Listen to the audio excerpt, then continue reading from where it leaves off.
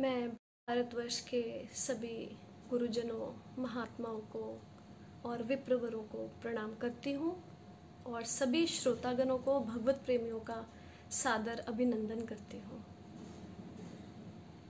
मैं आपसे और विशेषकर गृहिणियों से, बहनों से, बेटियों से एक आग्रह करना चाहती हूँ कि वैसे भी इस समय जो कोरोना रूपी महामारी चल रही है, तो हमें जो चिकित्सा है उसके साथ साथ प्रभु का सुमिरन अवश्य करना चाहिए। और श्री रामचरितमानस का जो स्वाध्याय है, पारायण है, वह भारत के हर एक घर घर में होना चाहिए, क्योंकि राम तो भारत के प्रातः का प्रथम स्वर है। जब भी कोई मिलता है भोर में हमें, तो हम सबसे पहले उन्हें यही कहते हैं कि राम राम जी। तो राम वह जो कण कण में रमा हुआ है, कण कण में सर्वव्यापक है। आज हमें आवश्यकता है कि हम प्रभु का सुमिरन करें, उनसे प्रार्थना करें कि जिस ये कोरोना रूपी विपत्ति से सारा विश्व जूझ रहा है, भगवान अपनी कृपा से इसे दूर करें। और रामचरितमानस तो मानो ज्ञान का एक, भक्ति का, वैराग्य का उद्गम स्थान है। मानस में आपको हर प्रकार के धर्म की शिक्षा मिलती है। हमारा जीवन कैसा होना चाहिए, माता के धर्म क्या होने चाहिए, पत्नी का धर्म कैसा होना चाहिए, पति का धर्म कैसा होना चाहिए, पिता का धर्म कैसा होना चाहिए। मानस तो संपूर्ण परिवार में परस्पर प्रेम उत्पन्न करने वाला एक बहुत बड़ा साधन है। हमें सिखाता है कि हम कैसा जिएं कि जिससे हमारा जीवन दूसरों के लिए भी एक प्रेरणा बन सके। और मानस में बाबा तुलसी ने राम जी की बहुत महिमा गाई है। श्री रघुवर तो कृपा निधान हैं और सर्वव्यापक हैं।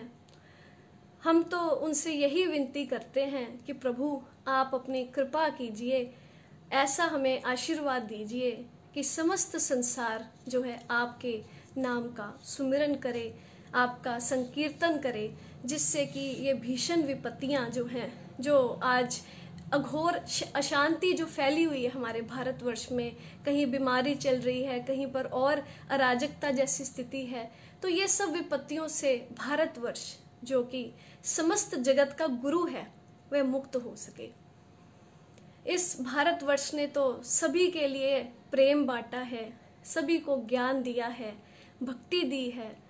यहाँ का एक एक सदग्रंथ जिसे ऋषि मुनियों ने अपनी बहुत मेहनत से लिखा है, जो प्रभु की वाणी को जिस माध्यम से उन्होंने मानवता के समक्ष रखा है, वह अपने आप में पूर्ण है। कोई भी सदग्रंथ ऐसा नहीं है जो कि पूर्ण ना हो। मानस में विशेष करके राम जी के नाम की वंदना गाई है, क्योंकि विशेषकर कली काल में सहज हमारे लिए प्रभु ने एक कृपा, नाम का जप करें और सहज भाव से ही इस भवसागर को हम पार कर जाएं। नहीं कली करम न भक्ति विवेकु, राम नाम अवलंबन एकु। गोस्वामी जी कहते हैं कि पहले युगों में तो जप था, तप था, यज्ञ आदि होते थे, बहुत महान तप लोग किया करते थे, क्योंकि ऐसी शारीरिक क्षमता तब लोगों में होती थी। परंतु आज कली काल का समय है। एक तो इस देही की अवधि भी कम हो गई है पहले युगों के अगर हम कंपेयर करें, और बीमारियों का युग है और कई तरह की समस्याएं हैं। तो श्री भगवान ने कृपा की है कि मेरा नाम ही लेते चलो, राम कृष्ण हरि गाते चलो, तो तुम्हारा सहज ही कल्याण हो जाएगा। क्योंकि विशेषकर ये कली काल में ही हमें ये प्रभु की तरफ से ये वरदान प्राप्त है। और हम अगर ये मनुष्य देही को प्राप्त करके अगर हरि भजन नहीं करते, प्रभु का नाम नहीं लेते, तो ये बहुत दुर्भाग्य की बात है। क्योंकि इस देही को प्रदान करने के पीछे प्रभु का सबसे बड़ा उद्देश्य क्या है? हमें अपने आप में सम्मिलित करना। ईश्वर तो सदा से ही कल्याणकारी है, सदा से ही कृपा निधान है। आप कैसे भी उनका नाम लीजिए, चाहे आप भाव में लीजिए, आलस्य में लीजिए, जैसे भी लीजिए, आपका वह कल्याण करते हैं। भाए कुभाए अनख आलसहु, नाम जपत मंगल दिसि दसहु। क्योंकि जो प्रभु का नाम है, जब हम उसका सुमिरन करते हैं, उनका जब हम जाप करते हैं, हम अपनी जिह्वा से जब प्रभु के नाम का उच्चारण करते हैं, तो हमारा 10 दिशाओं में कल्याण होता है। हमें दिव्यता की प्राप्ति होती है, अलौकिकता की प्राप्ति होती है। और विशेषकर जब हम अपने गुरुदेव महाराज के द्वारा दीक्षित होकर के राम का, कृष्ण का, हरि का, शिव का, जिस भी इष्ट को हम मानते हो, जब हम उनका नाम लेते हैं, तो हमारे जन्म जन्मांतरों के जो पाप राशियां एकत्रित हमने कर रखी हैं, वह जल के भस्म हो जाती हैं। यह नाम का सामर्थ्य है। प्रभु का नाम आप लीजिए तो आपको हर तरह से वह कल्याणकारी ही सिद्ध होगा। परंतु जब उसमें गुरु की कृपा मिल जाती है, तब वह विशेष कल्याणकारी हो जाता है। गुरु एक ऐसा एक हमारी जिंदगी का, एक जीवन का ऐसा हिस्सा है जिसके बिना ये मनुष्य देही का जो यात्रा है, जो अपने हमें आंतरिक हमारी यात्रा है, अपने स्वरूप को प्राप्त करने की जो हमारी ये यात्रा है, वह पूर्ण नहीं हो सकती। जब हमें गुरुदेव अपने श्रीमुख से भगवान का नाम उच्चारण करके हमें दीक्षित करते हैं, और जब मनुष्य उस नाम का सुमिरन करता है, उसे अपने चिंतन में लाता है, तब हमारे जो हृदय पटल पर जो विषय वासनाओं के विकारों की जो गंदगी जमी हुई है, जो काई जमी हुई है, वह उतर जाती है। और मनुष्य का जो निज स्वरूप, जो कि प्रकाश से परिपूर्ण है, जो अनंत है, जो प्रभु का अंश है, वह प्रकट होकर के उसके समक्ष आता है। तब वह सोचता है कि मैं तो जन्म जन्मांतरों से यूं ही भटकता हुआ, कभी किसी माता के उदर में, कभी किसी माता के उदर में मैं भटक रहा हूं। आज मेरे सद्गुरुदेव महाराज की मुझ पर कृपा हुई कि मुझे राम नाम का प्रसाद मिला और मेरा जीवन आज सफल हो गया। प्रभु के नाम की महिमा तो हर ग्रंथ में, हर ऋषि मुनि ने सब जगह गाई है। जब हम प्रभु का नाम सहज ही, मानो कोई व्यक्ति नींद से जागा हो और जमुहाई लेते हुए अगर वह राम नाम करता है, तो तब भी हमारे कई तरह के जो है पाप जलकर भस्म हो जाते हैं। राम राम कहिते जमुहाई, तिन्हई न पाप पुंज समुहाई। गोस्वामी जी कहते हैं कि जब कोई राम राम का जाप निरंतर करता है, तो उसके समक्ष जो पापों का प्रभाव है, जिसके कारण व्यक्ति पथभ्रष्ट हो जाता है, सही मार्ग पर नहीं चलता, ज्ञान से वंचित हो जाता है, बुरे कर्मों में लग जाता है, ऐसे कार्य करता है जो अति निंदनीय हैं, उससे कौन बचाता है हमें? यही राम नाम। तो हम अपने बच्चों को, अपने जो हमारे से छोटे हैं, उन्हें भी हम यही संस्कार दें। माता और बहन बेटियों से मेरी तो विशेष विनती है कि जब आपकी संतान छोटी हो, तभी आप उनके संस्कारों को ऐसे सुरक्षित करें, ऐसे बीज रखें जो आगे जाकर के उनके जीवन में उन्हें दिव्यता से परिपूर्ण कर दे। आज कई बार कई जगह देखा जाता है कि माताएं कुछ, कहीं पर बच्चे कुछ ऐसी एक्टिविटीज, ऐसे कार्य करने लगते हैं जो नास्तिकता की ओर बच्चों को ले जाते हैं। परंतु माता प्रथम गुरु है। ध्रुव ने अगर भगवान विष्णु को बाध्य कर दिया कि वह वैकुंठ से इस धरा पर आ गए, तो उसमें उनकी माता का बहुत बड़ा योगदान था। प्रहलाद ने छोटी सी आयु में भगवान को प्राप्त किया, तो उनकी माता के संस्कारों का बहुत बड़ा उसमें योगदान था। तो हम भी अपने बच्चों को ऐसे संस्कार दें जिससे कि उनके जीवन में अलौकिकता आ सके। वह राम नाम से उनके जीवन को भरें, संस्कारों ऐसे ऐसे उन्हें संस्कार दें कि वह अपने जीवन के उत्तरदायित्व को तो पूर्ण करें ही, साथ साथ प्रभु की जो भक्ति है, अपने निज स्वरूप में लौटने की जो यात्रा है, उसे कदापि विस्मृत ना करें। आज के समय में बहुत कुछ बदलता जा रहा है, समय बदलता जा रहा है, और विशेषकर पाश्चात्य जो सभ्यता है उससे बच्चों पर बहुत कुप्रभाव देखने में आया है। तो इन सब बुरे प्रभावों से अगर हम अपनी संतति को, आने वाले भविष्य को, इस भारतवर्ष के आने वाले भविष्य को अगर हम बचाना चाहते हैं तो उसके लिए राम नाम से बड़ी औषधि कोई नहीं है। तो मैं तो यही विनती करती हूँ कि भारतवर्ष का कोई भी घर ऐसा ना हो जिसमें राम नाम का सुमिरन ना हो, जिसमें हरि नाम संकीर्तन ना हो। और मेरे गुरुदेव महाराज जी द्वारा एक बार मुझे बताया गया था कि जो लोग ये चाहते हैं कि हमारे बच्चे पथभ्रष्ट ना हो, उनका जो है मार्ग कभी ना बिगड़े, वे कुमार्ग पर कभी ना जाएं, तो उन्हें 24 घंटे में से कम 1 आधा घंटा या 2 घड़ी, जितना भी समय वो निकाल सकें, हरि नाम संकीर्तन में बच्चों को संलग्न करें। सांसारिक कार्य करने के लिए तो ये सारा दिन होता है, और जब मृत्यु की शैया पर जब तक व्यक्ति नहीं लेट जाता तब तक संसार के कार्य कभी भी खत्म नहीं होते, परंतु खत्म होती है इस देह की अवधि, इसकी आयु जो निश्चित है, इसकी एक एक श्वास निश्चित है, और जितना निश्चय ईश्वर ने जितना कर रखा है उससे एक भी श्वास ज्यादा जीव नहीं ले सकता। परंतु आज इस भागदौड़ की जिंदगी में, इस कुछ कली काल के प्रभाव से जो जीव है वह अपने मूल उद्देश्य को, जिसके लिए हमें ये देही प्राप्त हुई है, उसे हम भूले बैठे हैं। बहुत बड़े भाग्य हों तब ये देही मिलती है, परंतु अगर इस देही के रहते अगर प्रलोक ना सवार सके तो फिर व्यक्ति की गति होती है सो परत्र दुख पावही, सिर धुनि धुनि पछताही, काल ही कर्म ही ईश्वर ही मिथ्या दोष लगाई। फिर व्यक्ति कई प्रकार के दोषारोपण करता है, अपना माथा पीट पीट कर रोता है कि मैं समय रहते कुछ कर नहीं पाया, मुझे समय ने कुछ करने नहीं दिया, मेरे कर्मों में ऐसा नहीं था, मुझे ईश्वर ने कोई मुझे अवसर नहीं दिया। फिर इस तरह के मिथ्या दोष भगवान पर भी लगाने से वह पीछे नहीं हटता। और कोई भी व्यक्ति है वह अपना प्रारब्ध लेकर के आता है।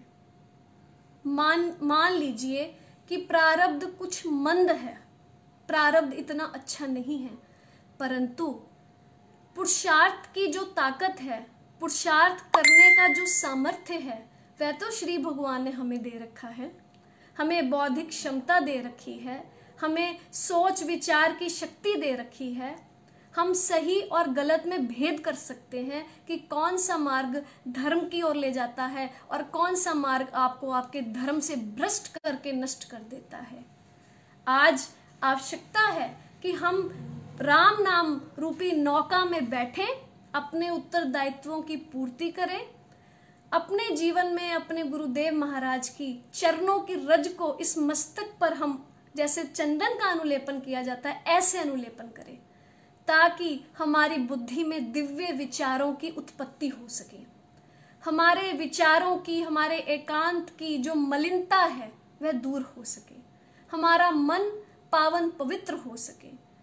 क्योंकि सदग्रंथों में जो मानसिक पूजा है वह सबसे बड़ी कही गई है कि अगर आप मान लीजिए आपका स्वास्थ्य ठीक नहीं और आप नित्य गोपाल जी का स्नान कराते हैं, नित्य आप शालिग्राम जी का स्नान कराते हैं, और किसी दिन आपका स्वास्थ्य इतना बिगड़ गया कि आपका शैया से उठना भी अगर मुश्किल है, तो आप मानसिक तौर पर, मानसिक रूप से आप अपने इष्ट की सेवा, पूजा, अर्चन, वंदन सब कुछ कर सकते हैं। तो ये मानसिक शक्ति है जो सबसे प्रबल बताई गई है। और जब आप पूजन करते हैं तो भगवान का जो नाम लेते हैं, गुरु के द्वारा दीक्षित मंत्र को आप जपते हैं, मंत्र जापमम दृढ़ विश्वासा। जब दृढ़ विश्वास से उस मंत्र को जपते हैं तब प्रभु की अनंत कृपा के आप अधिकारी और अनंत कृपा के आप पात्र बनते हैं। मैं तो आपसे भक्त जनों, आपसे मैं यही कहना चाहूंगी, इस देही के रहते रहते हमें ये जीवन यात्रा को पूर्ण करना है। अगर ये जीवन बीत गया तो दोबारा जल्दी से मौका मिलने वाला नहीं है। ये तो प्रभु की अनंत कृपा है कि जब जीव का जन्म होता है तो उसके लिए सब तरह के जो है इंतजाम प्रभु खुद करते हैं।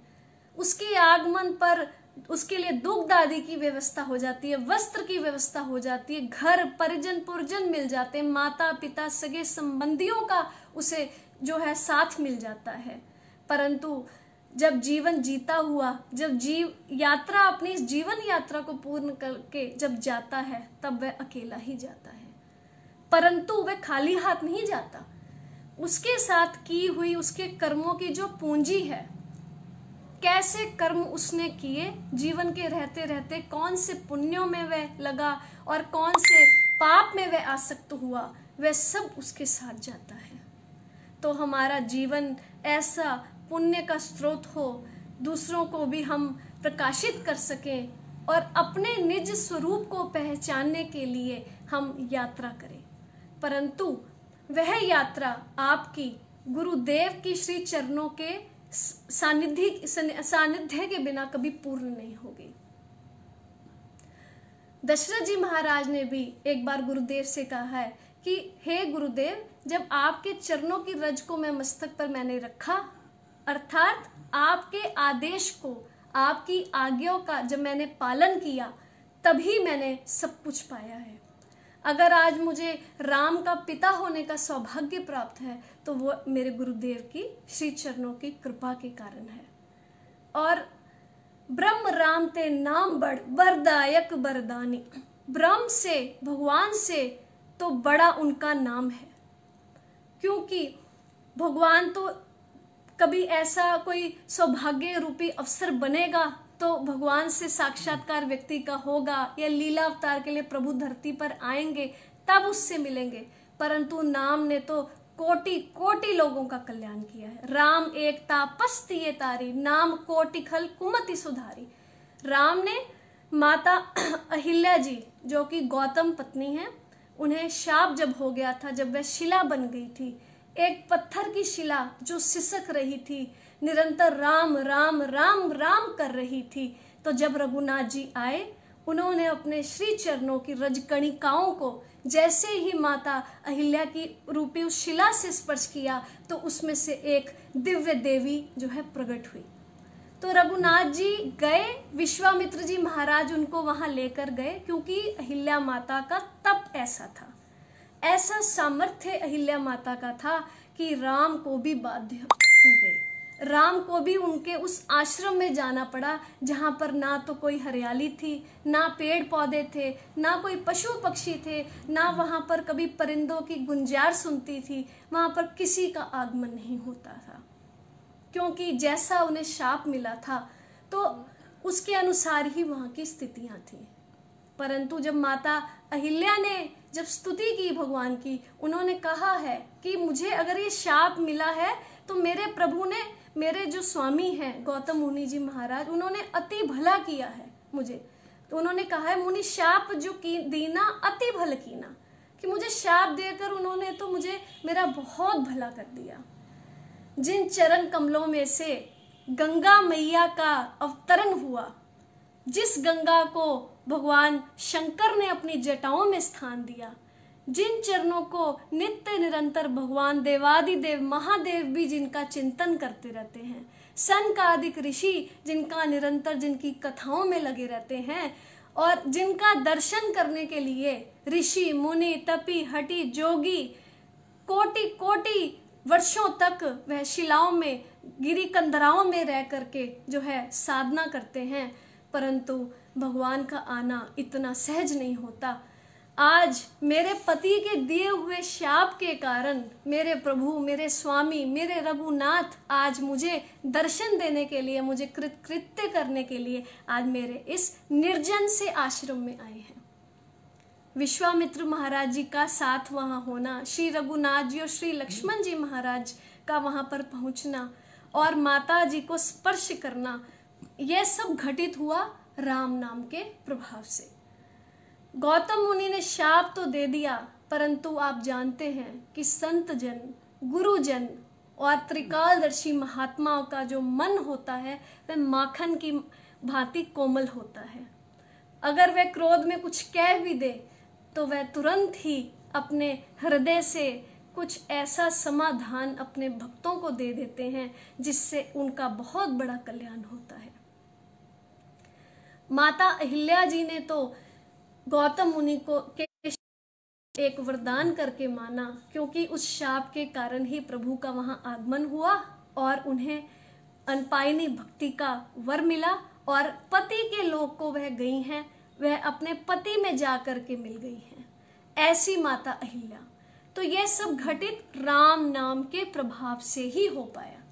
राम जपती रही, ऐसा दिव्य उनके आसपास आवरण बन गया कि जो दिव्यता का उद्गम स्थान है, जहां से दिव्यता की, अलौकिकता की जो है उत्पत्ति होती है, पवित्रता की जहां से उत्पत्ति होती है, जहां से भक्ति की गंगा बहती है, जहां से ज्ञान का अवतरण होता है, जहां से वैराग्य विवेक का अवतरण होता है, वो श्री रघुनाथ आज स्वयं माता अहिल्या जी के यहाँ पधारे हैं।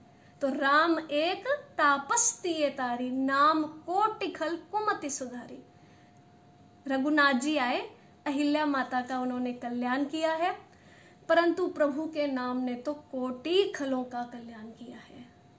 और गोस्वामी जी कहते हैं राम न सकहि नाम गुण गाही, कि राम नाम की महिमा को श्री रघुनाथ जी खुद भी नहीं गा सकते, क्योंकि उनकी महिमा अनंत है। उसे लिपिबद्ध करना, उसे लिखना यह असंभव है और अनंत है। मैं तो आप सबसे यही विनती करती हूँ कि हम अपने घर में जो है राम नाम रूपी गंगा की धारा में निरंतर हम स्नान करते रहें, जिससे हमारे जन्म जन्मांतरों की जो मैल है वह धुल जाए और हम पावन पवित्र हो जाएं। और ये हमारी जो देही है, इसकी ये जो जिव्या है, मानो किसी घर की देहरी हो। राम नाम मणि द्वीप धरु, जेह धेरी द्वार, तुलसी भीतर बाहरेओ, जो चाहसी उजियार। गोस्वामी जी कहते हैं कि जैसे घर में एक देहरी होती है, अगर देहरी में हम एक दीप को प्रज्वलित कर दें तो उसका प्रकाश घर के अंदर भी होता है और घर के बाहर भी होता है। तो ऐसे ही इस देह रूपी जो ये घर है, इसकी जो ये जिह्वा है, ये देहरी है। और राम नाम की जब हम मणि यहाँ रख देंगे, राम नाम रूपी मणि जब यहाँ पर हम स्थापित कर देंगे, तो इसका प्रकाश हमारे भीतर भी होगा और बाहर भी होगा। अब यहाँ पर कुछ विचार करने की बात है कि भीतर और बाहर का ज्ञान कैसे होगा। तो मेरे गुरुदेव द्वारा मुझे ये बताया गया कि भीतर का ज्ञान आपको कैसे होगा। आपको यह पता चलेगा कि आपका ये जो हृदय है, आपका ये जो स्वरूप है, ये तो अनंत है, आनंद रूप है, प्रकाश रूप है। आप ये अनात्मा नहीं हो, आप ये देही नहीं हो, आप तो आत्म स्वरूप हो। उस ईश्वर का ही एक आप अंश हैं। जैसे जब सूर्य उदय होता है तो उनकी कोटि कोटि किरणें सूर्य नारायण की त्रिभुवन को प्रकाशित करती हैं, तो फिर उसी में लिप्त हो जाती हैं। इसी तरह से हम सच्चिदानंद परमात्मा की हम कोटि कोटि किरणें ही बिखरी हुई हैं, जो मनुष्य के रूप में आज चराचर जगत के रूप में यहाँ संसार में हमें दृश्यमान हो रही हैं। तो भीतर का ज्ञान हमें होगा कि हम प्रकाश रूप हैं, हम आनंद रूप हैं, हम ज्ञान हैं, हम ही भक्ति हैं और हम उस सच्चिदानंद स्वरूप का ही एक अंश है, हम उसी के ही अंशी हैं। और बाहर का ज्ञान कैसे होगा? जब राम नाम रूपी मणि को रखा जाएगा तो बाहर का ज्ञान कैसे होगा कि ये जो बाहर जितना भी दृश्यमान जगत है, अनुभव अपना सत्य हरि भजन जगत सब सपना। शंकर जी भी कहते हैं कि हे उमा, आपसे अपना अनुभव क्या कहूं कि सिर्फ जो है हरि भजन, राम भजन ही केवल सत्य है और जितना भी ये दृश्यमान जगत है ये मानो एक स्वप्न की भांति हो। ये सब स्वप्न है जो हमें दृश्यमान हो रहा है, ये जो है यथार्थ नहीं है। यथार्थ ये है कि हम आत्मा हैं, हम अनात्मा हैं, हमारा ये जो देही है, जो हड्डी मांस रक्त आदि से ये जो निर्मित एक पिंड है, इसमें प्रभु ने अपने अंश को विराजमान कर दिया। ये हमें एक साधन दे दिया कि हे मनुष्य, जाओ धरती पर, तुम्हें तुम्हारे लिए सब तुम्हारी जितनी भी आवश्यकताएं वह पूर्ण होंगी। तुम्हें जैसे भी तुम होगे, सूर्य तुम्हें प्रकाश देगा, चंद्रमा तुम्हें अपनी शीतलता प्रदान करेगा, जल तुम्हें अपना रस देगा, अग्नि तुम्हें अपनी जो है तेज देगी। तुम्हें किसी भी चीज से वंचित नहीं रखा जाएगा, परंतु मेरा सुमिरन कर, मेरे मंत्र का जाप कर, मंत्र जाप मम दृढ़ विश्वासा, और आ करके मुझे में ही सम्मिलित समाहित हो जा। ऐसा ज्ञान कि जितना भी ये दृश्यमान जगत है, ये प्रपंच है जिसमें हम फंसे बैठे हैं, इस बात का हमें ज्ञान, बाहरी स्वरूप का भी ज्ञान होगा कि इसमें हमें फंसना नहीं है। हमें अपने उत्तरदायित्वों को पूर्ति करते हुए अपनी इस जो है दिव्य यात्रा को पूर्ण करना है। आत्म अनुसंधान की यात्रा हमें प्रारंभ करनी है कि हम कौन हैं। हम अपनी खोज में निकले कि हम कौन हैं। इस देही में आने से पहले हम कौन थे, क्या थे, और इस देही के बाद हम कुछ ना बने, इसके लिए राम मंत्र जपा जाता है। इसके लिए शिव मंत्र की दीक्षा गुरुदेव के श्रीमुख से लेता है।